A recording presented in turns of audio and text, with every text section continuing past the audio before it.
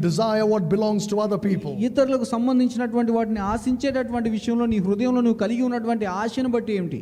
What about the love of money that you harbor in your heart? నీ హృదయంలో ధనము మీద నీకున్నటువంటి ప్రేమ సంగతి ఏమిటి? What about the laziness that you have? నువ్వు కలిగి ఉన్నటువంటి ఈ బద్ధకం సంగతి ఏమిటి? What about the whining and the complaining and the griping that you indulge in?